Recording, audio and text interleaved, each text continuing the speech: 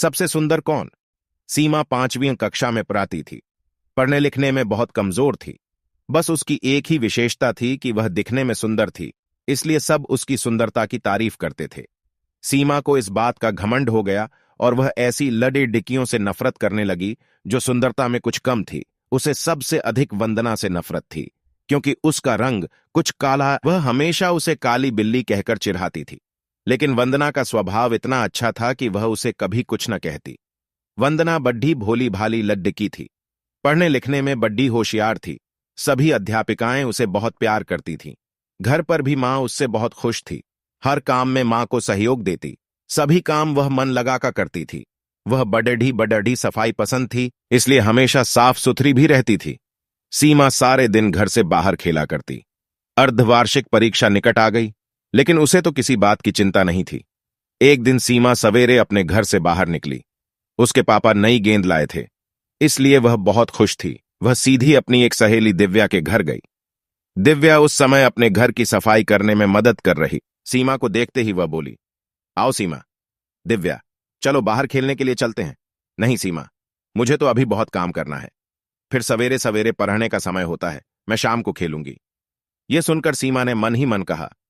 बड़ी आई काम करने वाली और मुंह फुलाकर बाहर चली आई। इसके बाद वह अपनी दूसरी सहेली रीता के यहां गई और नई गेंद दिखाते हुए बोली, रीता, क्या तुम मेरे साथ चलेगी? नहीं, मैं तुम्हारे साथ अभी नहीं जा सकती। मुझे अभी पढ़ाई करनी है, घर का काम करना है। यह सुनकर वह चुपचाप बिना कुछ कहे गुस्से से बाहर चली गई। इसके बाद वह अपनी कई सहेलियों के घर गई, पर सभी पढ़ाई कर रही थी। किसी को खेलने की फुर्सत नहीं थी। सीमा सोचने लगी, इन सबको क्या हो गया है? इन्हें तो बस घर का काम करना और पुस्तकें पढ़ना ही पसंद है। फिर कुछ सोचकर सीमा अपनी प्रिय सहेली नीता के घर गई, लेकिन वह भी उस समय पढ़ाई कर रही थी। सीमा ने उसकी पुस्तक बंद करते हुए कहा, क्या हरदम तोते की तरह पुस्तकें रटती रहती हो? चलो बाहर खेलने चलते हैं। सीमा, वार्षिक परीक्षा निकट है। परीक्षा? मुझे पढ़ाई करनी है, इसलिए मैं तुम्हारे साथ खेलने नहीं चल सकती। तुम भी अपने घर जाकर पढ़ाई करो, वरना इस बार फिर फेल हो जाओगी।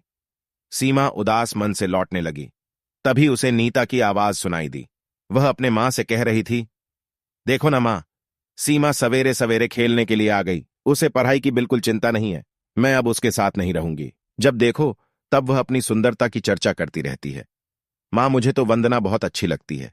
वह बहुत मेहनती है, पढ़ने लिखने में भी बहुत होशियार है। बस उसका रंग ही थोड़ा सा काला है। यह सीमा तो उस बेचारी को काली बिल्ली कहकर चिढ़ाती रहती है।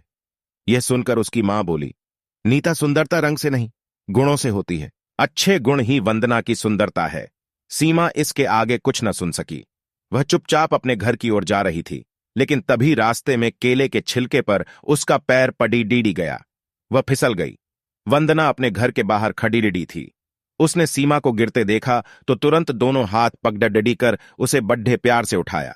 यह देखकर सीमा की आंखें भर आईं। वह मन ही मन सोच रही थी कि वह वंदना से कितनी नफरत करती है, लेकिन वंदना के मन में उसके लिए कितना प्यार है। वह बोली, वंदना, तुम सबसे सुंदर हो और मैं काली बिल्ली हूं। वर्टिकल बार, मैंने तुम्हें काफी तंग किया है, बहुत चिढ़ाया है। मुझे माफ कर दो। अरे, भला सहेली से माफी मांगी जाती है?